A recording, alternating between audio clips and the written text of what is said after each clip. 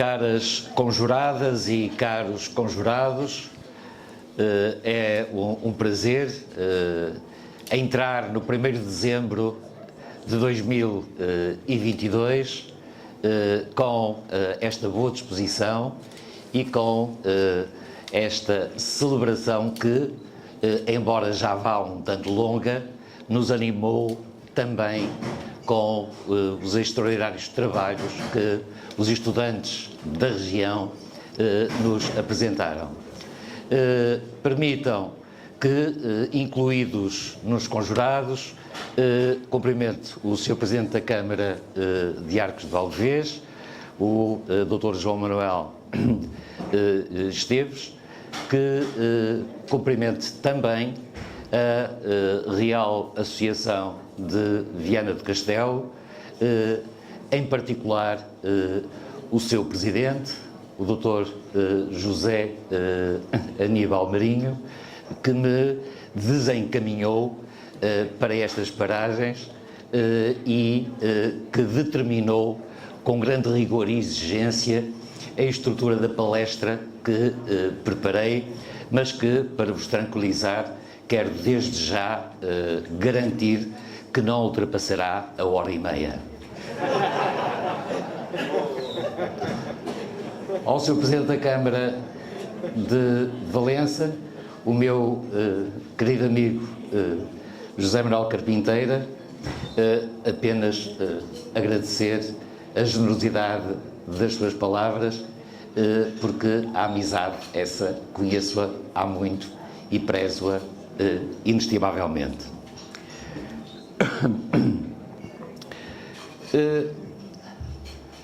Creio que era Michel Foucault que dizia que a história cai na vertical do presente. É verdade que a história é algo que nunca está concluído. O trabalho do historiador, a nossa perspectiva do passado, é algo que permanentemente reconstruímos no presente. E, porque estamos aqui celebrando o jantar dos conjurados da véspera deste dia, em 1640, fui encontrar em Joaquim Pedro de Oliveira Martins, numa obra que ele publicou em 1883, 84, salvo erro, em primeira edição, fui encontrar em Oliveira Martins uma referência que me permite estabelecer a ligação entre 1640, 1820 e 1141, tal como o Dr. José Aníbal Marinho me encomendou. Não sendo eu historiador, imaginam a minha atrapalhação e socorri-me de Oliveira Martins porque, atribulado com os riscos, a decepção, o ceticismo que graçava na sociedade portuguesa nos finais do século XIX, diz no prefácio à terceira edição desse livro, do Portugal Contemporâneo, diz o seguinte: parece-me ter chegado ao terceiro momento, em que, no decurso de 2 séculos e meio, a nação portuguesa se encontra perante uma interrogação vital.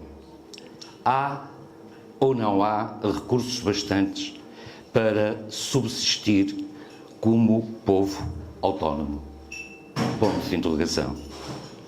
O primeiro desses momentos data de 1640. A interrogação de Oliveira Martins é extremamente atual. Não exatamente pelo contexto específico da época em que ele viveu, mas seguramente pelo contexto que, enquanto comunidade, enquanto entidade coletiva nos leva a encarar o presente e as expectativas de futuro. 1640 é aqui evocado como um primeiro momento crítico e o que Oliveira Martins pretende dizer é que depois desse momento crítico em que Portugal se confronta com conseguir ou não entrar na era moderna como um Estado independente, como um Estado soberano, há ou não possibilidade de o garantir. Também, no final do século XIX, a monarquia constitucional coloca o mesmo problema aos portugueses. Isto é, depois de sacudir o jugo britânico pela mão do general Beresford em 1820, depois de ter operado as mais profundas e ambiciosas transformações políticas, administrativas, económicas, sociais e culturais, a monarquia constitucional parece ter-se esgotado após a bancarrota, após o ultimátum britânico, sufocada em conflitos internos que, profeticamente, de alguma forma, Oliveira Martins antevê e que se irá consumar em 1910. Visto de hoje, visto destes anos 2022, que agora se esgotam, a interrogação sobre se o advento da República não tivesse ocorrido, porventura, eventualmente, talvez o Estado Novo não tivesse vindo a surgir, é uma questão legítima e que merece debate.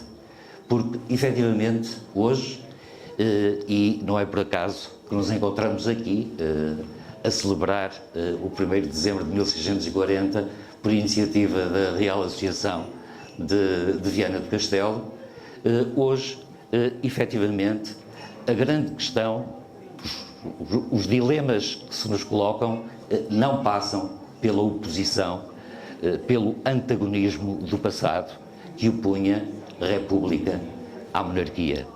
Há monarquias constitucionais com democracias bem mais eficientes do que muitas repúblicas e, evidentemente, o inverso também é verdadeiro.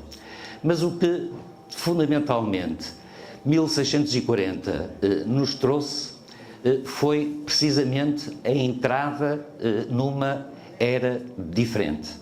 1640 não é, nesse sentido, comparável a 1141 ou 1143, quando, pelo Tratado de Zamora, o imperador Afonso VII de Leão e Castela, não de Castela e Leão, finalmente admite reconhecer o título de rei a Afonso Henriques. São momentos distintos, momentos de significado, de substância muito diversa. Em 1640 não se trata já de rupturas de laços de vassalagem como aqueles que ligavam o conde Dom Henrique ou o próprio Afonso Henriques ao imperador, assim foi consagrado, de Leão e Castela. Não se tratava de vínculos senhoriais em confronto. Em 1640 era a nação portuguesa de que fala Oliveira Martins que se ergue contra uma opressão insuportável que não só punha em causa a autonomia do Reino de Portugal, porque, afinal de contas, apenas de uma união dinástica se tratava, mas punha em perigo um império colonial, sobretudo um Brasil que, nesses tempos, se afigurava indispensável para a própria subsistência da nação. Evidentemente, 1640 ocorre também para cuidar do Brasil e do Império, ainda que o Império Asiático se tenha ido quase todo, mas o que ocorre em 1640 é já, pela primeira vez, um sentido da nação, do Estado, da modernidade, da era contemporânea. Não é por acaso que ciganos e judeus se associam à empresa de Dom João IV, não é por acaso que o próprio Dom João IV faz cavaleiro fidalgo Jerónimo Costa, um chefe cigano que, às suas custas, como ele próprio diz, armou e conduziu 200 ciganos junto à fronteira do Nordeste peninsular durante as guerras da independência contra a Espanha. Portanto, o que é fundamental entender é que em 1640 tinham acabado de ruir as aspirações imperiais dos Áustrias. Não era Castela que nos oprimia, era toda uma facção imperial da Europa continental que ruía, que enfraquecia, e novas potências, como a Holanda e a Inglaterra, se levantavam e impunham novas regras ao mundo, abrindo a era da modernidade. Aquilo que chamamos hoje o direito internacional começa com o Grócio, que em 1512 publica o De Mare Liberum, que é um tratado contra as pretensões portuguesas e espanholas, contra as pretensões imperiais ibéricas, que afirmavam a primazia do direito de descoberta.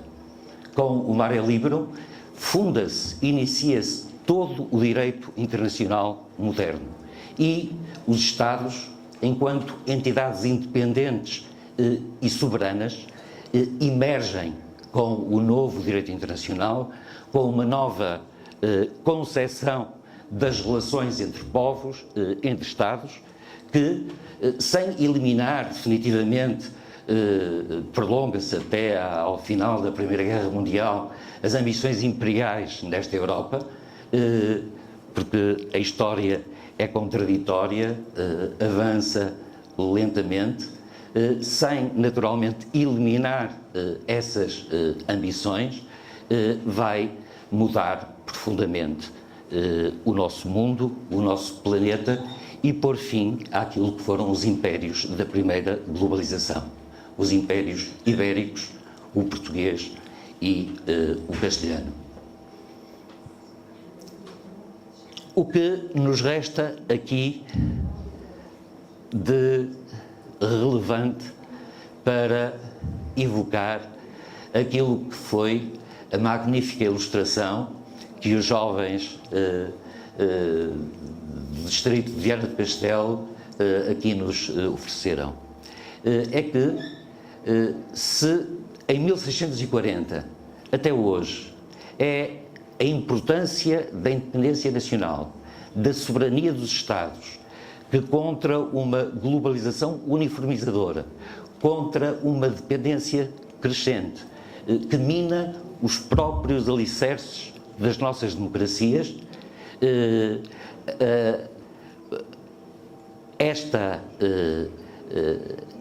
esta conjuntura extremamente perversa que torna a democracia numa rábula pouco credível, na medida em que as promessas não podem ser cumpridas e os representantes a representação democrática se confronta com as limitações de uma interdependência global que rigidamente condiciona quaisquer políticas que no plano doméstico se pretendam adotar, esta independência nacional que se conforma a partir do século XVII e ganha forma entre nós, é de alguma maneira já anunciada nesse rasgo do torneio de Valdevez. E anunciada nesse torneio porque, de uma forma extraordinariamente sábia, em vez de entrarem num confronto, num massacre cruel, em vez de, sem mais, se atacarem e se ferirem e se matarem uns aos outros, encontraram, ainda que provavelmente não com instrumentos musicais, encontraram uma outra forma de ultrapassar os seus diferendos. E, não por acaso, com Frei Bartolomeu, com João Peculiar, o arcebispo de Braga, muito ligado aos cavaleiros de Santa Cruz de Coimbra, e o cardeal Guido de Vico diligenciam para que o que poderia ser um recontro sangrento, um massacre, se transforme num princípio de diálogo, de procura, pela via diplomática, de um consenso que garanta os interesses de ambas as partes e, sobretudo, a autonomia do Reino de Portugal. Hoje, tal como em 1141, enfrentamos idêntico dilema: defender a autonomia do nosso país, a autonomia da democracia constitucional portuguesa, afirmá-la num mundo de extraordinária complexidade, perante apelos belicistas que nos fazem temer pelo futuro, perante ataques aos direitos fundamentais, que primeiro a propósito do terrorismo, depois a propósito da austeridade, a seguir a propósito da pandemia e agora a propósito da guerra, estão sob fogo feroz. Não só a autonomia, não só a independência nacional, mas sim a autodeterminação do povo, nesse sentido democrático, antiquíssimo, que vem desde os confins da Idade Média, para que seja o povo a ditar o seu destino, a escolher quem o deva governar, a rejeitar os que governam mal e a defender os direitos fundamentais, direitos e liberdades, que, como dizia o Sr. Presidente da Câmara dos Arcos de Valdevez, há pouco, ninguém imaginaria, há 3 anos atrás, que pudessem ser atingidos, lesados de forma tão séria, tão grave, como aquela que todos nós testemunhamos, condicionados em prisão preventiva dentro das nossas próprias casas,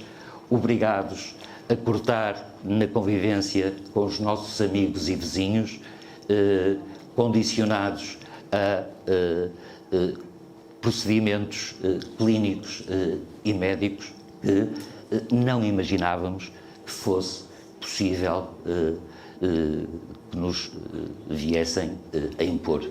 Portanto, está tudo em causa, como em 1141, e que nos valha esse sentido tolerante, essa via diplomática que aqui, no campo da matança, que afinal não teve vítimas mortais, que o triunfo do diálogo e da diplomacia seja o substrato da autodeterminação, da independência nacional, de que todos nos orgulhamos.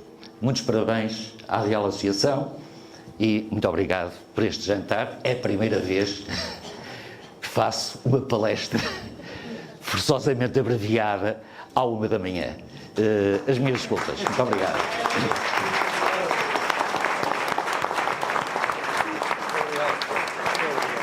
Muito obrigado.